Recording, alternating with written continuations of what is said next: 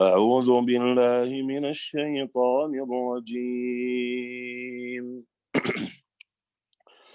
إنما السبيل على الذين يستأذنونك وهم أغنياء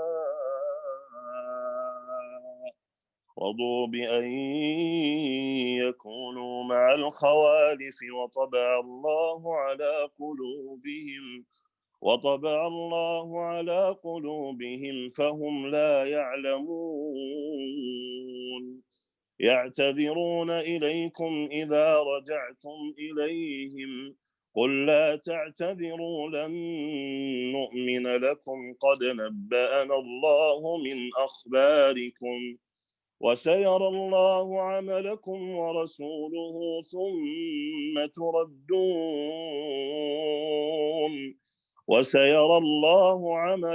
ورسوله ثم تردون إلى عالم الغيب والشهادة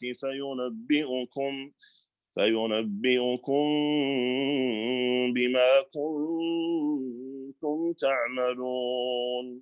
سيحلفون بالله لكم إذا انقلبتم إليهم لتعرضوا عنهم فأعرضوا عنهم إنهم رجس ومأواهم جهنم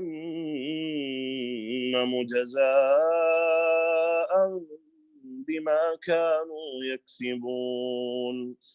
يحلفون لكم لترضوا عنهم فإن ترضوا عنهم فإن الله لا يرضى عن القوم الفاسقين. الأعراب أشد كفرا ونفاقا وأجدر ألا يعلموا حدود ما أنزل الله على رسوله والله عليم حكيم. ومن الأعراب من يتخذ ما ينفق مغرما ويتربص بكم الدوائر عليهم دائرة السوء والله سميع عليم.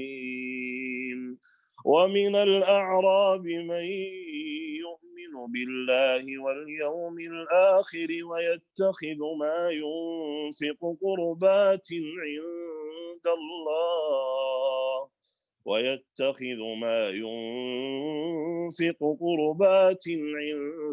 الله وصلوات الرسول ألا إنها قربة لهم سيدخلهم الله في رحمته إن الله غفور رحيم. والسابقون الأولون من المهاجرين والأنصار والذين اتبعوهم بإحسان رضي الله عنهم ورضوا عنه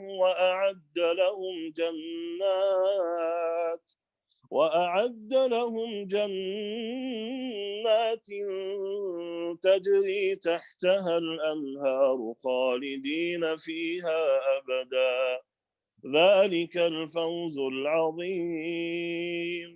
وممن حولكم من الأعراب منافقون ومن أهل المدينة مردوا على النفاق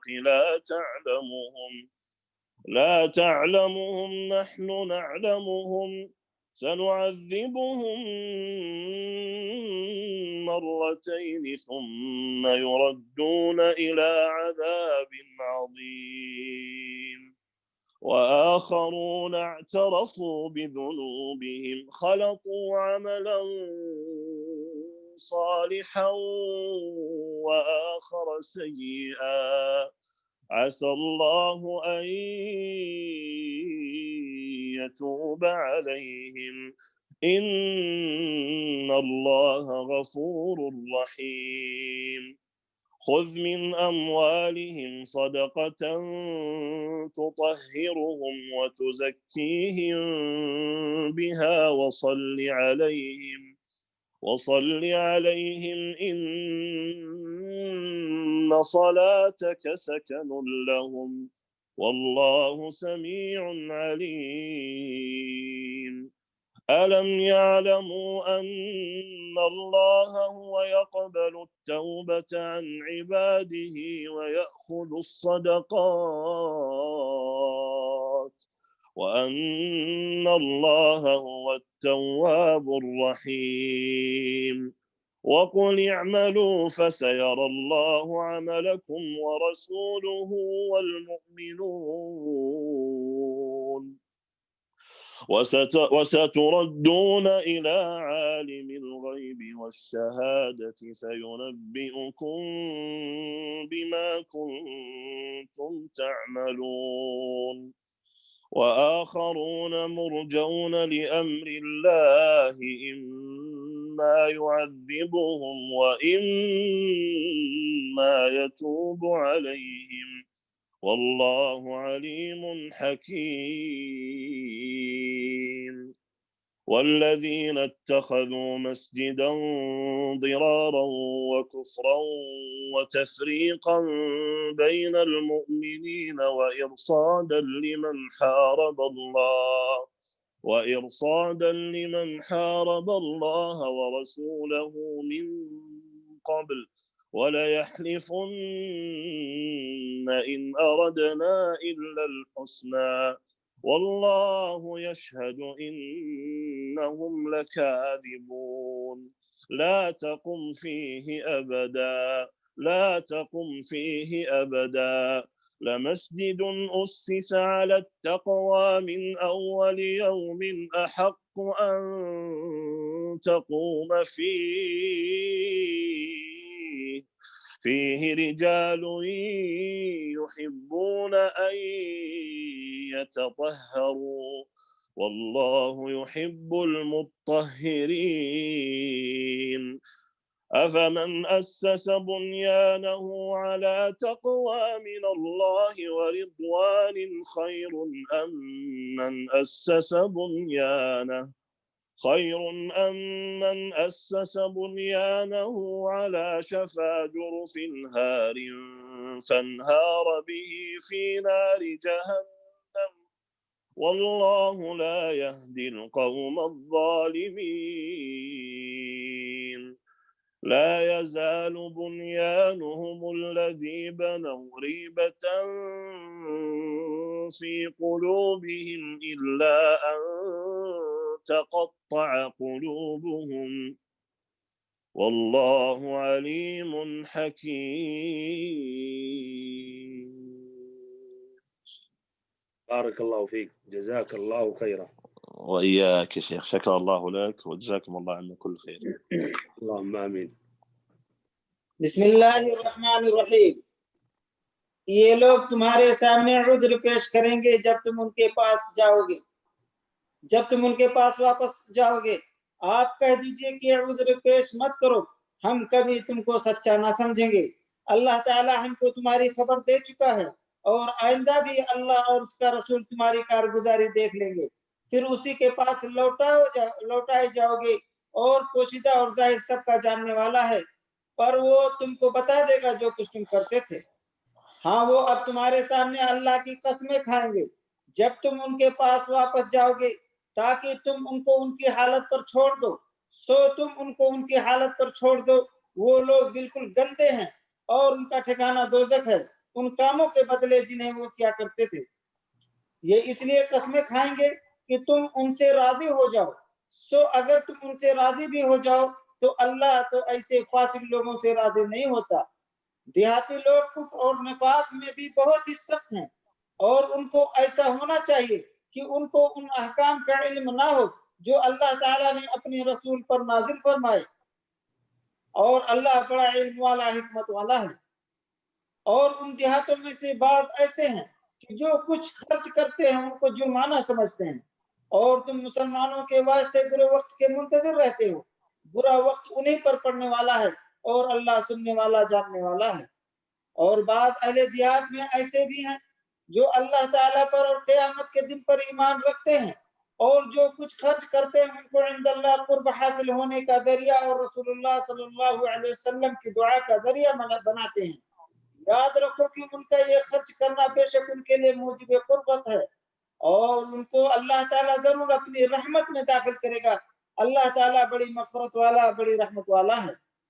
اور جو مہاجرین اور انصار سابق اور مقدم ہیں، اور جتنے لوگ اخلاص کے ساتھ ان کے پہلو ہیں، اللہ ان سب سے راضی ہوا اور وہ سب اس سے راضی ہوئے، اور اللہ نے ان کے لیے ایسے باغ مہیا کر رکھے ہیں جن کے نیچے نہریں جاری ہوں گی، جن میں وہ ہمیشہ رہیں گے۔ یہ بڑی کامیابی ہے۔ اور کچھ تمہارے گرد و پیش والوں میں اور کچھ مدینے والوں میں ایسے منافق ہیں کہ نفاق پر اڑے ہوئے ہیں، آپ ان کو نہیں جانتے، ان کو ہم جانتے ہیں، ہم ان کو دوہری سزا دیں گے، پھر وہ بڑے بھاری عذاب کی طرف بھیجے جائیں گے۔ اور کچھ لوگ ہیں جو اپنی خطا کے اقراری ہیں، جنہوں نے ملے جلے عمل کیے تھے، کچھ بھلے اور کچھ برے۔ اللہ سے امید ہے کہ ان کی توبہ قبول فرمائے، بلا شبہ اللہ تعالیٰ بڑی مغفرت والا، بڑی رحمت والا ہے۔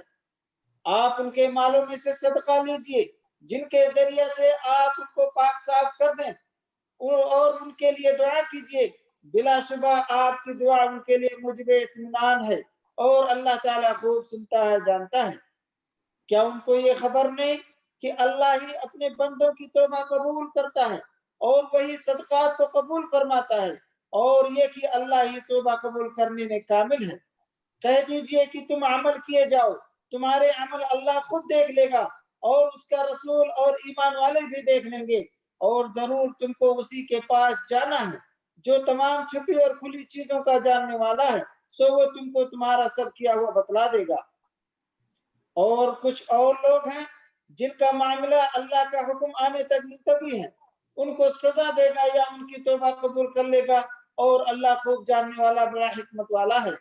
اور بعض ایسے ہیں جنہوں نے ان افراد کے لیے مسجد بنائی ہے کہ ضرر پہنچائیں اور کفر کی باتیں کریں اور ایمانداروں میں تفریق ڈالیں، اور اس شخص کے قیام کا سامان کریں جو پہلے ہی سے اللہ اور رسول کا مخالف ہے، اور قسم کھائیں گے کہ ہم بجز بھلائی کے اور ہماری کچھ نیت نہیں، اور اللہ گواہ ہے کہ وہ بالکل جھوٹے ہیں۔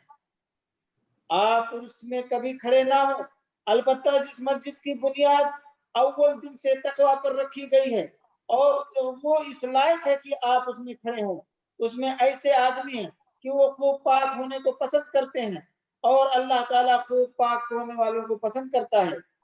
پھر آیا ایسا شخص بہتر ہے جس نے اپنی عمارت کی بنیاد اللہ سے ڈرنے پر اور اللہ کی خوشنودی پر رکھی ہو، یا وہ شخص کہ جس نے اپنی عمارت کی بنیاد گھاٹی کے کنارے پر جو کہ گرنے ہی کو ہو رکھی ہو، پھر وہ اس کو لے کر آتش دوزخ میں گر پڑے، اور اللہ تعالیٰ ایسے ظالموں کو سمجھ ہی نہیں دیتا۔